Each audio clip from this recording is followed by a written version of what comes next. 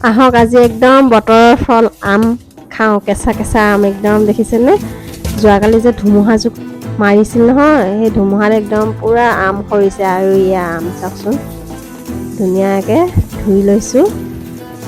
গুৱাহাটীত খুব ডাঙৰ ধুমুহা দিলে কিন্তু দেই সিদিনাখন।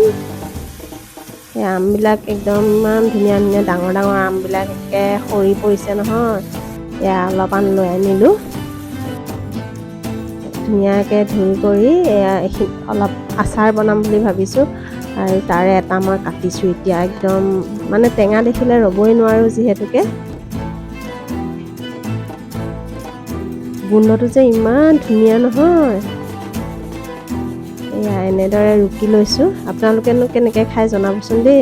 মই অকণমান নিমখ দিছোঁ আৰু জলকীয়া গুড়া দিছোঁ কালাৰটোৰ কাৰণে অকণমান, তাৰপিছতে এটা জলকীয়া কাটি দিছোঁ, বেছি দিয়া নাই কাৰণ আমাৰ ছোৱালীজনীয়ে মোতকৈ বেছি ভাল পায় টেঙা খাই, তাই খাব। এয়া সৰু সৰুকৈ মিহি মিহিকৈ কাটি দিছোঁ জলকীয়াটো। ইয়াত যদি অকণমান পদিনা হ'ল হয় নহয়, খুব ধুনীয়া লাগিলে হয় একদম। দেখিছেনে, খাওঁ খাওঁ লাগিছেনে আপোনালোকৰ? আৰু আম কিহত খাই ভাল লাগে? এয়া কলপাত। গুৱাহাটীত থাকোঁ যদিও কিন্তু চব যোগাৰ কৰি লৈছোঁ দেই। এয়া দেখিছেনে, কলপাতখন ধুনীয়াকৈ এতিয়া মই কাটি ল'ম।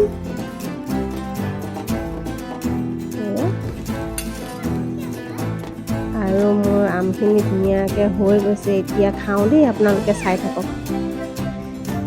কি ধুনীয়া লাগিছে বা, টেষ্টি।